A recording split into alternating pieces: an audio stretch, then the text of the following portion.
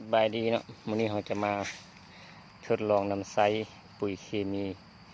ที่มีธาตุอาหารธาตุอาหารเสริมกาตูทองเนาะกับส่วนอย่างนะส่วนตัวนี้ทั้งหมดก็มีอยู่300ต้น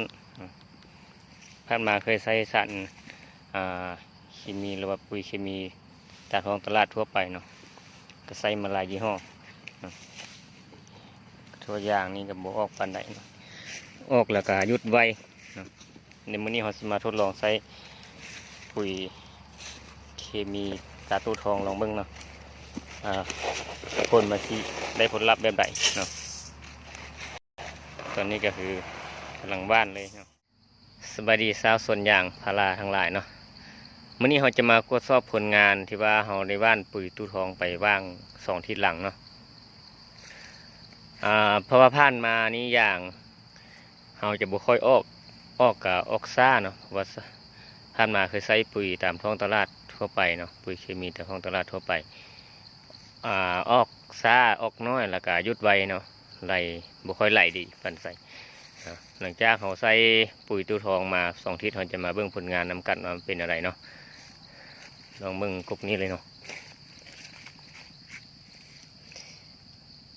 ก็สังเกตเห็นว่าน้ำยางเริ่มไหลขึ้นแล้วก็ไหลดีขึ้นเนาะอันนี้คือมีดเดี่ยวเนาะมีดแรกเลยตัวนี้เนาะเพื่อ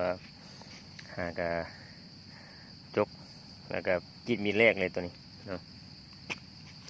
ก็สังเกตเห็นว่าน้ำยางไหลขึ้นแล้วก็ไหลดีขึ้นเนาะใส่ตัวนี้แล้วที่สำคัญเราสังเกตเบิ่งน้ำยางเนาะคือว่าขาวเข้มข้นคือน้ำยางแท้เนาะเปอร์เซ็นต์น้ำยางสูงตัวนี้เนาะมันจะบ่มีน้ำไหลเนาะแล้วก็เฮ็ดให้ยางมีน้ำหนักเนาะสังเกตง่ายๆเบิ่งน้ำยางสีเข้มข้นเนาะเปอร์เซ็นต์น้ำยางสูงแล้วก็ยางได้น้ำหนักเนาะแล้วก็มาเบิ่งต้นนี้เนาะต้นนี้ก็ยังไหลอยู่เนาะเพราะว่าต้นนี้เขายอดน้ำกรดไปแล้วเนาะเพราะว่าช่วงนี้หน้าฝนฟ้าครึ้มๆก็เลยว่ายอดน้ำกรดไว้ก่อนเนาะแต่ว่าน้ำยางยังไหลอยู่เนาะน้ำยางนี่ถือว่าสีเข้มข้นถือว่าเปอร์เซ็นต์น้ำยางนี่สูงเลยเนาะใส่ได้เลยขาแบบนี้นี่น้ำยางมีน้ำหนักแน่นอนเนาะ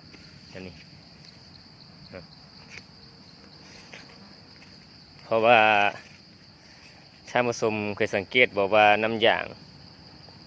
เต็มโป๊ะซ้ำกันแต่ว่าน้ำหนักบ่คือกันเนาะเนื่องจากว่าเปอร์เซ็นต์น้ำยางมันน้อยเนาะมันมีน้ำออกมาหลายเนาะน้ำยางแท้ๆมันน้อยก็เลยเฮ็ดให้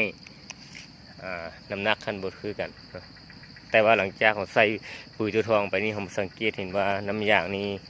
ตัวขาวเข้มข้นเนาะตัวนี้ก็ยังยอดอยู่เนาะ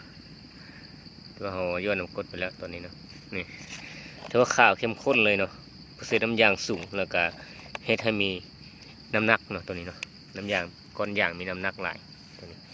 ถือว่าโอเคเลยเนาะใส่ได้เลยสำหรับปุ๋ยกาตูทองเนาะผู้ใดสนใจก็ทักทางเบอร์ที่โชว์ขึ้นหน้าจอตอนนี้เนาะ